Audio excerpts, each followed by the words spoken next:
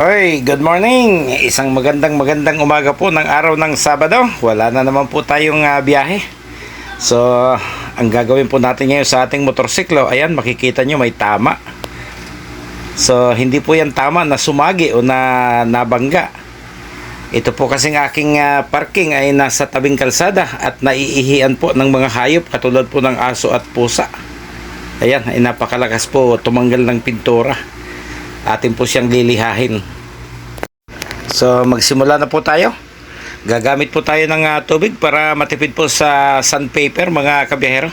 Samantalahin po nating makulimlim yung panahon at baka po tayo abutin ng ulan ay lalong hindi po natin matapos at hindi po natin malapatan ng pintura itong atin pong gagawin mga kabiyahero.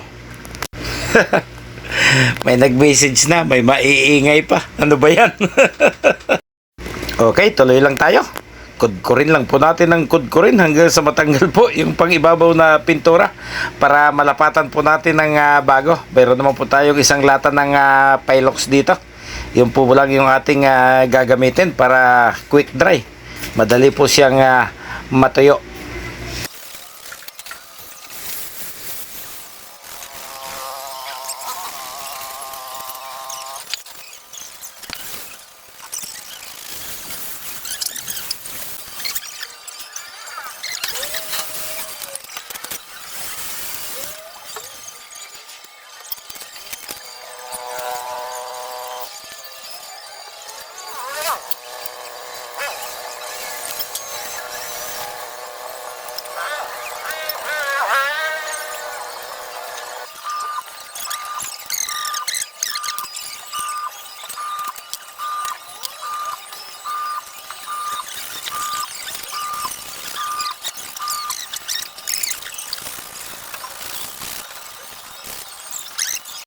So ayan mga kabihero, milihan po natin yung buong left side. At kung hindi po ulan, gagawin din po natin yung gawing kanan. So ganito po pag araw ng Sabado at walang mga pasok ang tao. Yan, mga taga Team Lintek, kilala nyo pa ba yan? Si Denver Igorot Bikers. Team Lintek din po yan. So wala pa siya duty ngayon at inaayos din po niya yung kanyang service. Doon naman po sa kabila, yung kapwa natin rider, si Dada Elodo. Ginagawa rin po yung kanyang motorsiklo. Yun po yung kanyang katuwang sa hanap buhay. Pare-pareho kami. Yan ang aming mga ginagamit sa service sa aming mga pupuntahan. Okay. Patutuyo-tuyoin lang po natin yung ating miliha bago po tayo magbuga ng pintura.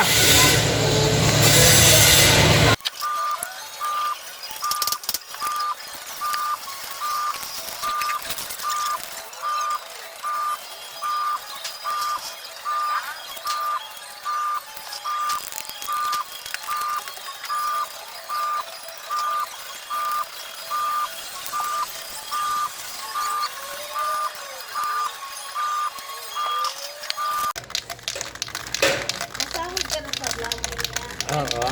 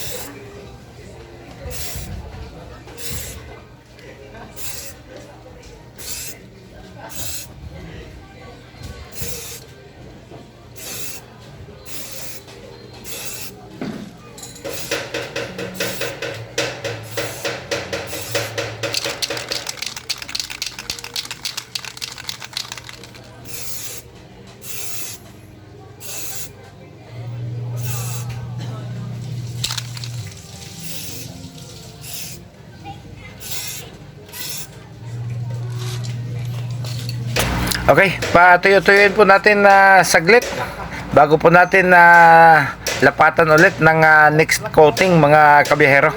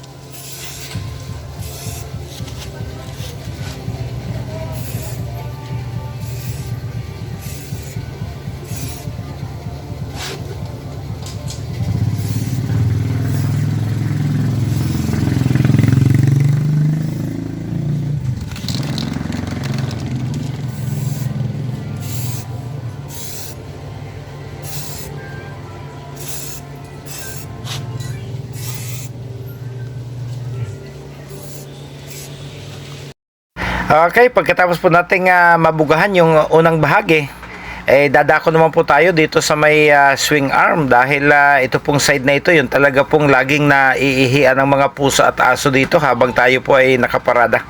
So maglalagay po ulit tayo ng papel para hindi na po natin maidamay sa pintura yung kulay orange po na kulay nung atin pong rim at saka hindi na rin mapinturahan yung gulong mga kabiyahero.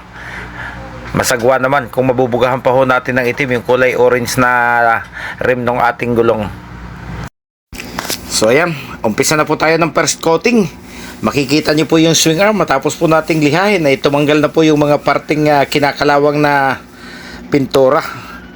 So kinakailangan po ayusin natin mabuti yung pagkakapintura nito dahil syempre senior na po tayo ngayon, baka hindi na po natin kayang kumuha pa ng bago kapag ito po yung nasira. Kaya dapat kung ano po yung ating service ngayon ay ito na lang po yung ating dapat alagaan. So i-maintain pong mabuti para hindi ho magdanas ng pagkasira sa madaling panahon.